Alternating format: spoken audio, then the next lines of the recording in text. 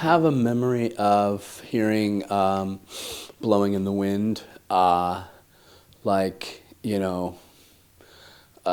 Hebrew school maybe, and I thought it was maybe a traditional song like the other songs we would be learning. I was born in 1961, and I think it was a hit on the radio in '63, so I would have been a little 2-year-old hearing Peter, Paul, and Mary singing it.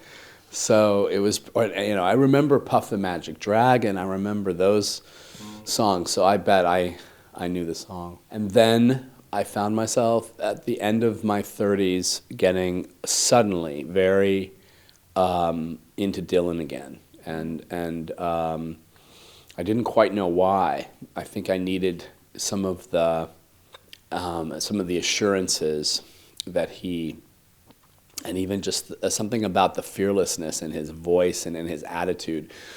I think I needed that again in my life, and it was a period where I was not as happy where I was. I was in New York, and I was sort of at the end of my years in New York, but I didn't really have a plan for a big change. I was just going to start another film. I was going to write my last film, my melodrama. I'm not there. No, Far from Heaven, and I was going to leave New York and go to the West Coast and write it there to get away from the city.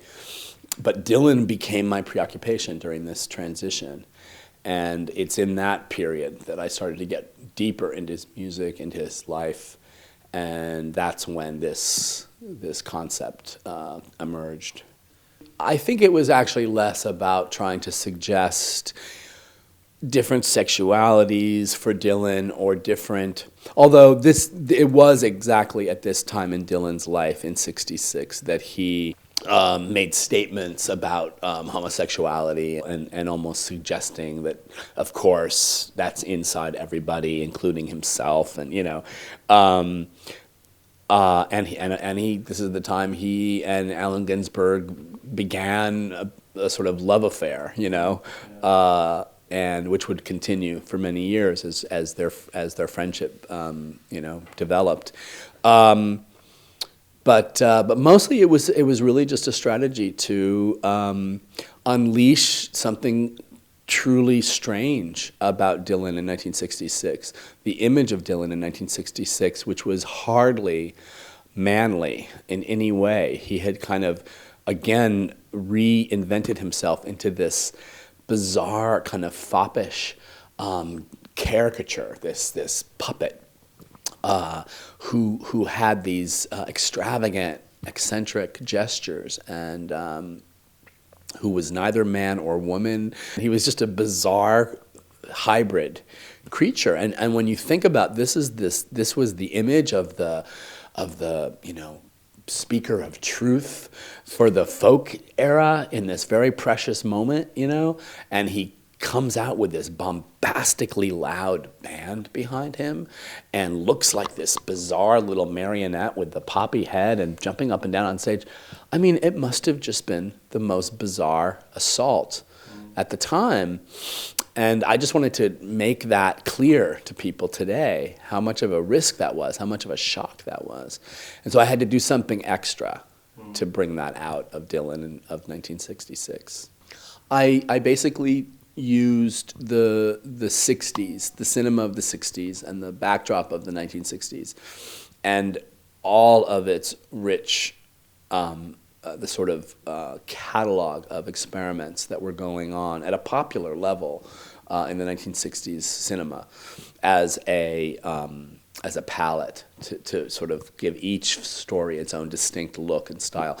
And the criteria for selecting what films and what directors or what styles to use came from like really trying to think about what the music was doing, what his musical imagination was, and the psychic space of the music at each time, and trying to find the best equivalent cinematically for that. And so the Kate section, again, the Jude story, is really not a look at the beautiful black and white cinema verite of Don't Look Back, the documentary from '65, but really it's to look at the beautiful black and white, hyper-constructed and surreal visuals of Fellini's 8.5 is the best example from the '60s, which to me gets to the core of what that music was doing, Blonde on Blonde and Highway 61. They were not socialist realist texts by any means. They were really confronting the alienation of the artist in consumer society and all of the distortions and the repercussions that follow. And then I looked at Godard's beautiful films from the early '60s about female characters and used those as a way to illustrate the marriage, the story of the marriage and the romance with Heath Ledger and Charlotte Gainsbourg. And then with the Richard Gere story, the last story in the film, I looked at the sort of the way the Western genre was sort of reinvented in the '60s, the end of the '60s into the '70s, and kind of taken repossession of by the counterculture. And, all of a sudden the anti-hero stars of counterculture America were being cast as outlaws in movies like Butch Cassidy and the Sundance Kid and McCabe and Mrs. Miller and then ultimately Pat Garrett, Billy the Kid. And all those films also were, had the music of the counterculture as their scores. Burt Bacharach for Butch Cassidy, Leonard Cohen songs in McCabe, and of course Dylan did the music for Pat Garrett and appeared in the film as well. So these are just three examples of the cinematic explosion of styles that were available to me from that period. I think there's almost always some sort of social political reason that starts it going. And there's definitely an element of love in there, but not always up front. Like on some of my best films, I think, are films that maintained a kind of conceptual clarity from beginning to end, like safe social questioning that set it going. And it wasn't necessarily through my own infatuation with the subject matter, which was more true for Velvet Goldmine or Poison or even Superstar in some ways, where there is some kind of pop cultural thing or literary, giant who's kind of propelling me forward. But I guess that means they're all different. I guess that means that they all have their own unique origins.